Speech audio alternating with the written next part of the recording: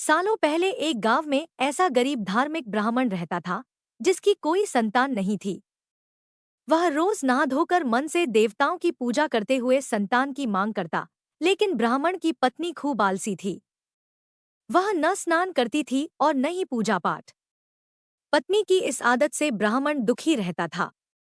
ब्राह्मण के धार्मिक गुणों से उसके घर में जल्द ही संतान के रूप में एक पुत्री ने जन्म लिया। उसकी पुत्री भी ब्राह्मण की ही तरह धार्मिक थी। जैसे जैसे वो बड़ी हो रही थी, पूजा पाठ में उसका मन भी उतना ही लगने लगा। वह हर रोज सुबह उठती, स्नान करती और भगवान विष्णु का ध्यान व जप करती थी। इसी तरह वो बृहस्पतिवार का उपवास भी करने लगी। इससे ब्राह्मण के घर की गरीबी भी दूर होती गई। हर दिन पूजा पाठ करने के बाद वह पढ़ने के लिए स्कूल भी जाती थी। स्कूल जाते समय वह अपनी हाथों की मुट्ठियों में जौ भरकर स्कूल के रास्ते में गिराती थी। जब वह स्कूल से वापस घर के लिए आती, तो गिराए गए जौ के दाने सोने में बदल जाते थे, जिन्हें उठाकर वह घर लेकर चली आती थी। एक दिन ब्राह्मण की बेटी सोने के जौ सूप से साफ कर रही थी।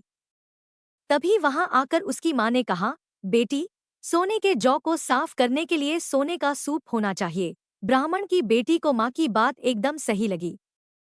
उसके अगले बृहस्पतिवार को उपवास रखने के बाद उस लड़की ने बृहस्पति देव से सोने का सूप मांगा।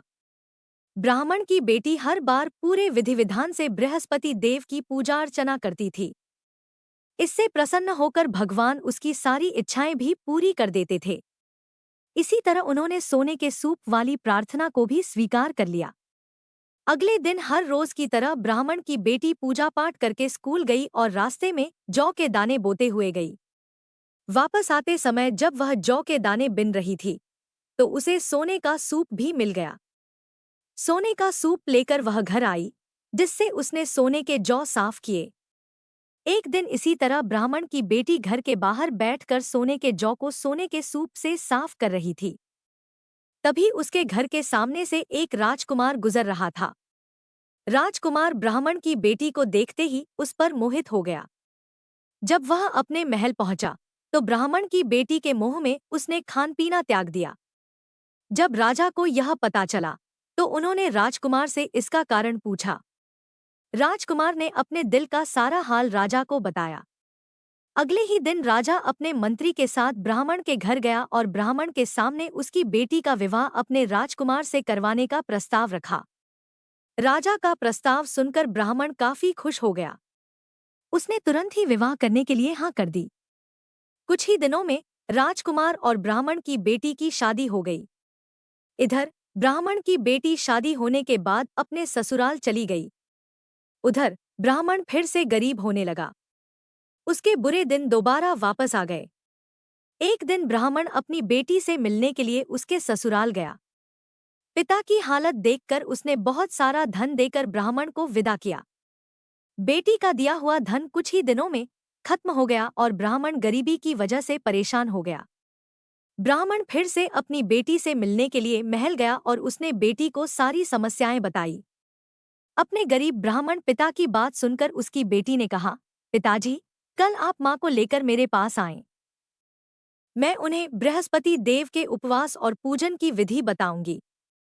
इसे करने से सारी समस्याएं दूर हो जाएंगी। ब्राह्मण ने ऐसा ही किया।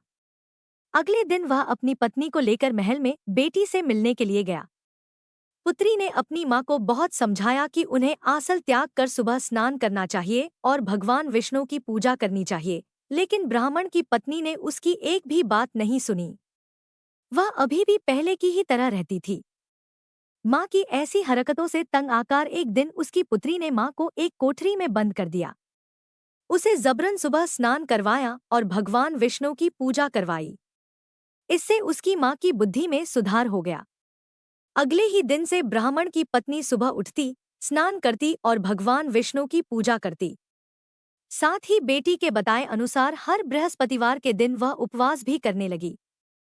इससे प्रसन्न होकर बृहस्पति देव ने उनकी सारी गरीबी और समस्याएं दूर कर दी।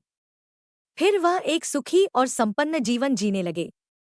इस व्रत के प्रभाव से मृत्यु के बाद ब्राह्मण और उसकी पत्नी को स्वर्ग का द्वार भी मिला।